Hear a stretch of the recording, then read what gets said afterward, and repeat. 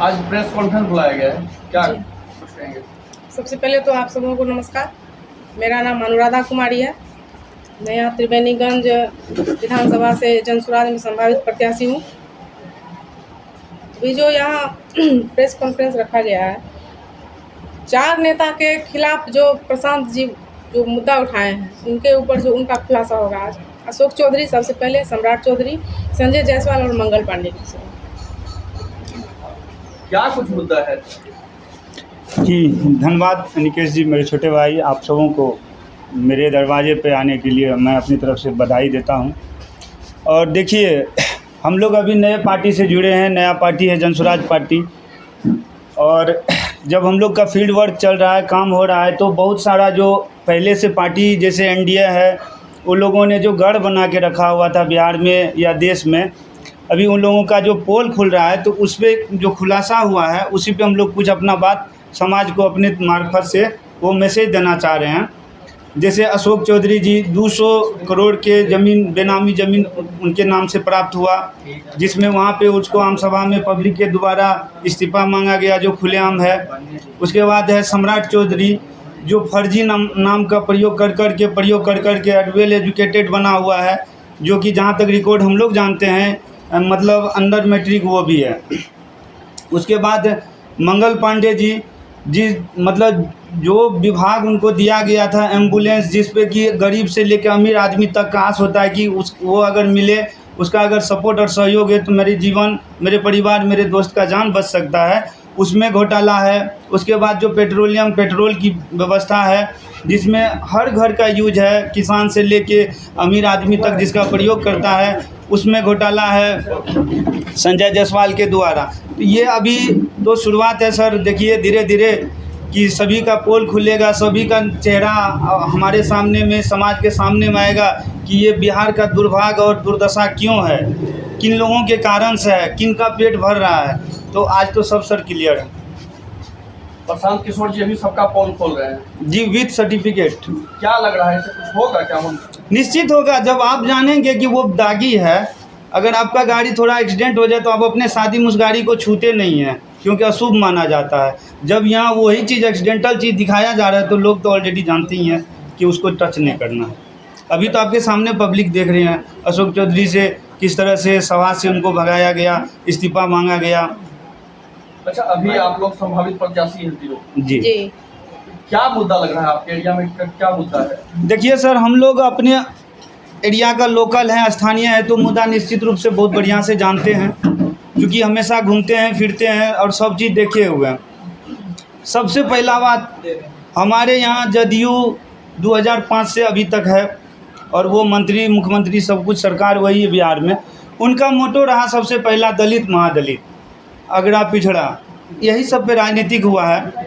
तो दलित और महादलित पे मैं पहले भी बोल चुका हूँ, 20% और चलिए 25% परिवार जो रोड से जुड़ा हुआ पहले से घर है, उसको तो आवागमन के लिए उसको रास्ता है, लेकिन 75 से 80% परिवार जो जिस हाल में था, जिसका घर बीच, मतलब उसको ज़मीन नहीं था, भूमि नहीं था, तो बीच में बसा दिया जाता, बीच बाद में, और आज तक उसके लिए एक पगडंडी का व्यवस्था बिहार में किसी भी बस्ती में किया हो, कहीं भी। आप लोग भी सर्वे कर सकते हैं, यानी तो मेरे साथ चल के आप सर्वे कीजिए, हम दिखाते। अभी थोड़ी सी बारिश बिहार में हुई है, उसमें आप उसके बस्ती पे सर नहीं जा सकते हैं, क्योंकि वो दलित महादलित मुख्य वोटर बनाया गया उसको। वो इसी में खुश है कि हमरा लोग ई कहे हमें नाम पर वोट दे, बस व्यवस्था विकास जीरो है। मेन मुद्दा सर मेरा वही है, चूँकि हम लोग ही दलित महादलित फैमिली से आते हैं, तो हम लोग चाह रहे हैं कि इस समय में जब हम लोगों के हाथ में सत्ता है, सुरक्षित सीट है, तो उसका परिवर्तन अगर नहीं होता है तो कल अगर ये जनरल हो या किसी अन्य सीट के लिए हो तो क्या वो करेंगे? कभी नहीं। जब हम खुद नहीं कर रहे हैं तो दूसरा से क्या उम्मीद है? बस। आप जिस जिला में हैं, विजय बाबू को कहा जाता है कि विश्वकर्मा कहा जाता है, और कह रहे हैं कि हर जगह रोड का बौछार लग गया, बिजली बहुत अच्छी है, उसके बावजूद भी लगता है क्या काम नहीं? देखिए सर, बता रहे हैं, जो बना हुआ रोड को आपने चमकाया, जहाँ पे व्यवस्था ठीक है उसको आप बेटर किया, लेकिन नवनिर्माण कहीं नहीं किया। नवनिर्माण का सर ज़रूरत है। नवनिर्माण के लिए एक लाइन सुन लीजिए, पंचायती राज को भू अधिग्रहण का पावर आपको देना होगा, तब जाके वो 2 धूर 5 धूर ज़मीन को लेके उसको मुआवजा दे के आपको रास्ता दिया जा सकता है। अभी का जो कंडीशन है, 1 धूर ज़मीन, 1 इंची ज़मीन के लिए लोग आपस में मारपीट करता है। तो कोई देने वाला नहीं है, कोई दान नहीं दे रहा, कोई बेच नहीं रहा है। जिस तरह से आप रेलवे करते हैं, 4 लेन करते हैं, वो नियम पे उसके दरवाजे तक सड़क या कोई रास्ता जा पाएगा सर। अभी संभावित है आगे चल के अगर मिल जाता है टिकट, आगे भी जाते हैं आप, तो क्या कुछ करेंगे त्रिवेणी में? सर देखिए, जब मुद्दा ही वही है तो क्या कुछ की बात ही नहीं। सर के द्वारा, प्रशांत किशोर के द्वारा PLC कार्ड में आम जन के लिए घोषणा है कि उनको 20,000 रुपया प्रत्येक परिवार को लाभ दिया जाएगा। वो तो तय है, वो इसलिए तय है कि आपके साथ उनका रजिस्ट्रेशन हो रहा है, हर घर हर परिवार के साथ उनका PLC कार्ड बन रहा है। हम लोग जो पर्सनल कैंडिडेट, हम लोग का जो अपना पर्सनल मुद्दा है कि वही मेरा है, दलित महादलित बस्ती को मुख्य मार्ग से जोड़ना किसी भी स्थिति और किसी भी हाल में। यही कहना चाहते हैं कि आपने अशोक चौधरी जी का नाम लिया।